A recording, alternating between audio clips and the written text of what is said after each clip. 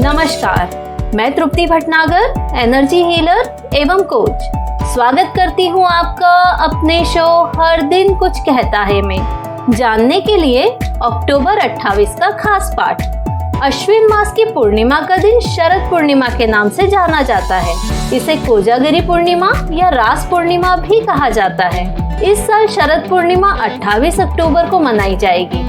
मान्यता है कि इस दिन धन की देवी माता लक्ष्मी भ्रमण को निकलती है। शरद पूर्णिमा की रात चंद्रमा अपनी 16 कलाओं से युक्त होता है, जिसके कारण आसमान से अमृत की वर्षा होती है। इसलिए इस दिन खीर बनाकर उसे खुले आसमान के नीचे रखते हैं, ताकि चंद्रमा की किरणों के साथ अमृत के गुण खीर में आ जाए। इस खीर को सेहत के लिए बहुत गुणकारी माना जाता है। शरद पूर्णिमा की रात चंद्रमा और देवी लक्ष्मी की पूजा से घर में सुख समृद्धि बढ़ती है। भगवान श्री कृष्ण ने शरद पूर्णिमा के दिन महारास रचाया था, इसीलिए इसे रास पूर्णिमा भी कहा जाता है। इसी को कौमुदी व्रत भी कहते हैं।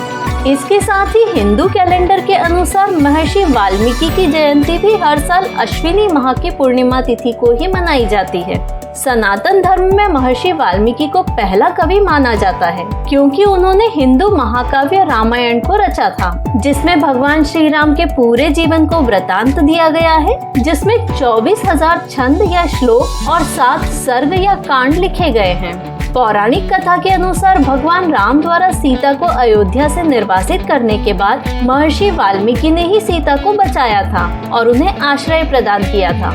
महर्षि वाल्मीकि के आश्रम में ही सीता ने जुड़वा बच्चों लव और कुश को जन्म दिया था।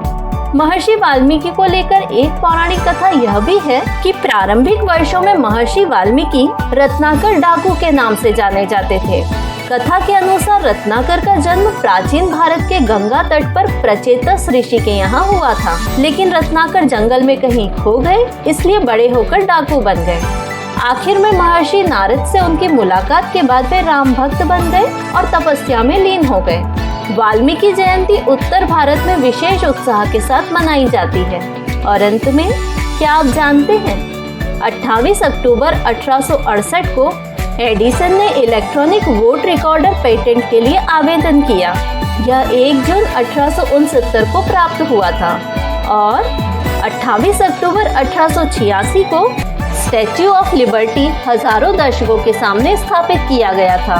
स्टैच्यू ऑफ लिबर्टी का निर्माण जुलाई 1884 में फ्रांस में पूरा हो गया था और जून 1885 में न्यूयॉर्क ले जाया गया था। यह फ्रांस द्वारा संयुक्त राज्य अमेरिका को दी गई एक भेंट थी, जिसमें स्टैच्यू ऑफ लिबर्टी को 350 अलग अलग टुकड़ों में छोटा कर 214 बॉक्सों में पैक करके भेजा गया था।